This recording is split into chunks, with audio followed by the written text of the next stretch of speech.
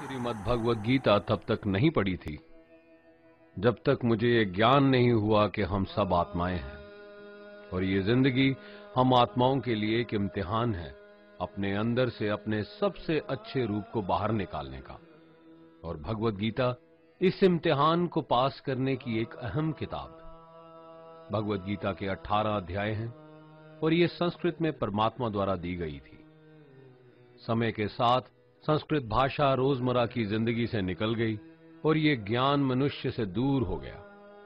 समय समय पर भगवद गीता के साधारण अक्षरों में अनुवाद किया गया। इसी कोशिश को आगे बढ़ाते हुए आने वाले 9 मिनटों में भगवद गीता के कुछ अहम हिस्सों को अपने गुरु के आशीर्वाद से एक आसान रूप में मैं अपने 7 बिलियन भाई बहनों के चरणों में समर्पित कर रहा हूं। ये ज्ञान परमात्मा ने भगवान कृष्ण के द्वारा सबसे बड़े धर्म युद्ध महाभारत की रणभूमि कुरुक्षेत्र में अर्जुन को कुछ 5000 साल पहले दिया। ये वो वक्त था जब धर्म का बार बार उल्लंघन हुआ, परमात्मा का डर मनुष्य से निकल गया। लालच की होड़ में भाई ने भाई को मारने की कोशिश की और यही नहीं, एक ब्याहता औरत को भरी सभा में अपने बड़ों के सामने अपमानित किया गया। इससे पहले कि मनुष्य जाति धर्म युग से निकलकर पूर्ण रूप से कलयुग में जाती, युद्ध की रणभूमि में युद्ध से कुछ पहले परमात्मा ने गीता भगवान कृष्ण के द्वारा मनुष्य जाति के कल्याण के लिए दी। ऐसे ही जैसे कभी तुरा मोसेस को, गॉस्पेल जीसस को और कुरान प्रॉफिट मोहम्मद को दी। गीता, बाइबल, कुरान, तुरा, गुरु ग्रंथ साहिब परमात्मा द्वारा दी गई किताबें हैं जो किसी एक धर्म के लिए नहीं बल्कि पूरी मनुष्य जाति के लिए हैं, पूरी इंसानियत के लिए हैं, सब आत्माओं के लिए हैं, क्योंकि ये आत्मा को परमात्मा के बारे में, उसकी सृष्टि के बारे में और सबसे अहम ये उन कायदों के बारे में समझाती है जिनका आत्मा को मनुष्य के रूप में हर हाल में पालन करना होगा, रक्षा करनी होगी। और इन्हीं कायदों की बुनियाद पे एक आत्मा को शरीर त्यागने के बाद परखा जाएगा और इस परीक्षा से पास होने पे हमेशा के लिए इस जन्म और मृत्यु से मुक्ति मिलेगी।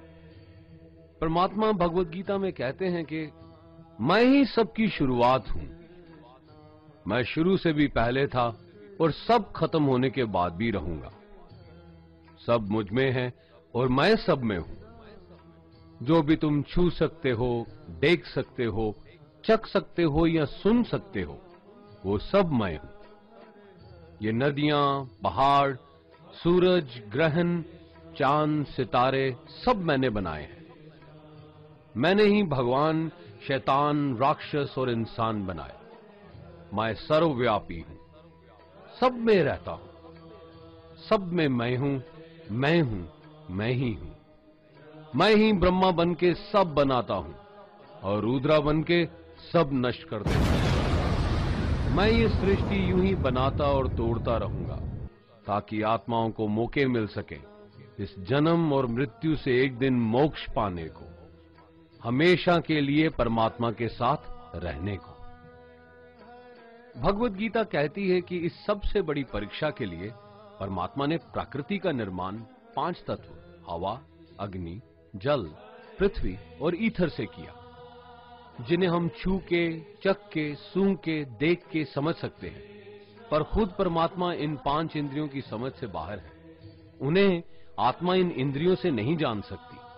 आत्मा 5 इंद्रियों के साथ वैसे ही है जैसे एक लोहे का रोबोट जिसे अपने बनाने वाले का कोई पता नहीं। अर्जुन को भी परमात्मा का विराट रूप देखने के लिए भगवान कृष्ण ने दिव्य नेत्र दिए।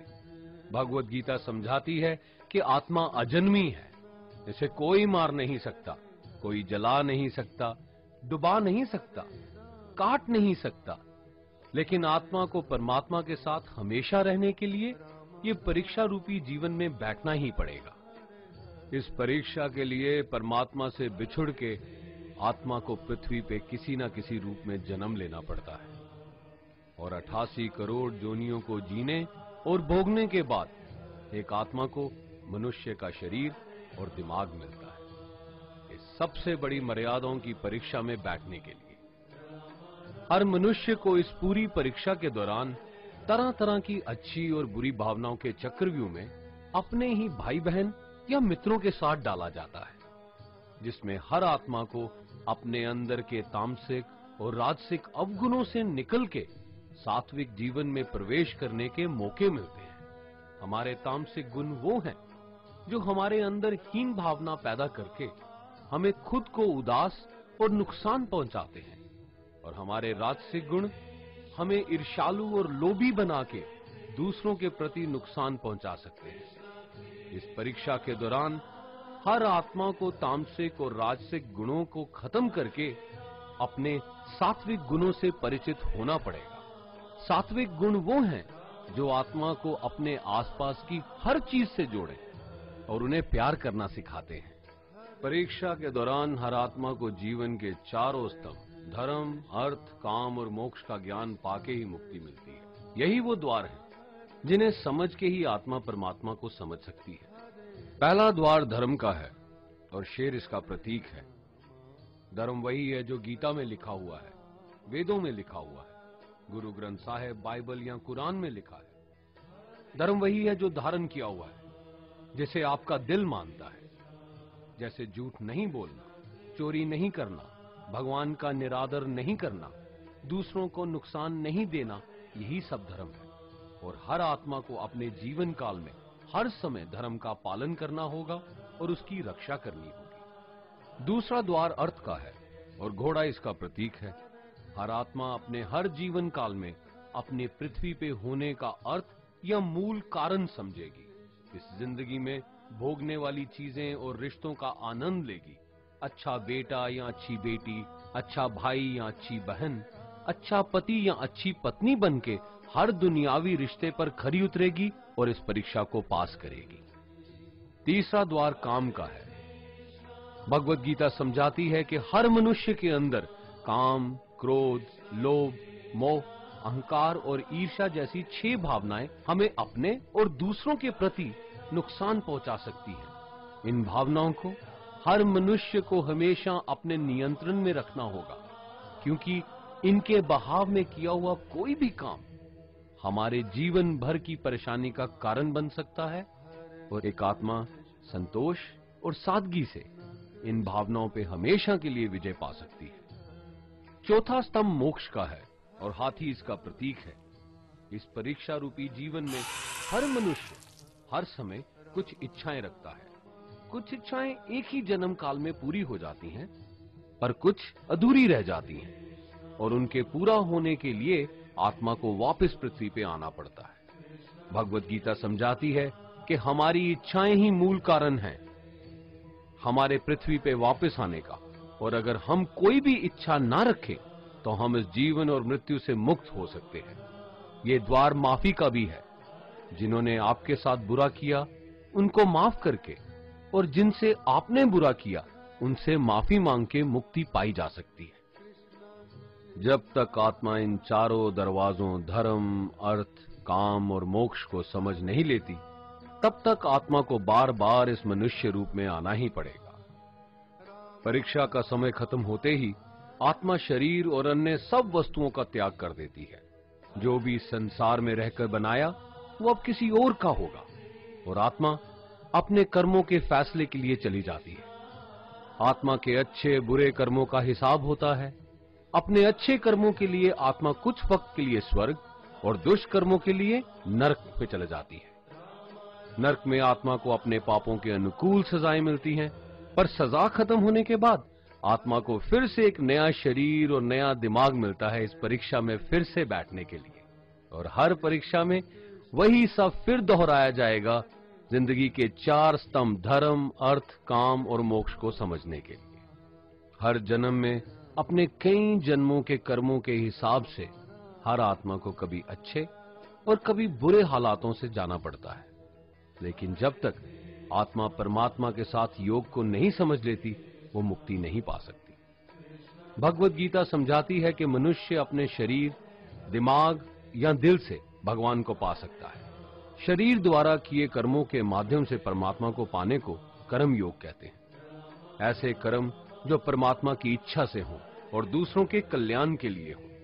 वाल्मीकि ने रामायण लिख के श्रवण ने अपने माता पिता की सेवा और उन्हें चारधाम की यात्रा करवा के, मदर टेरेसा ने अपने प्यार और सेवा के माध्यम से, और मैडम क्यूरी ने वैज्ञानिक खोज में अपने जीवन का बलिदान देके अपने कर्मों द्वारा परमात्मा को पाया। भगवत गीता समझाती है कि एक आत्मा दिमाग से भी परमात्मा के साथ योग लगा सकती है।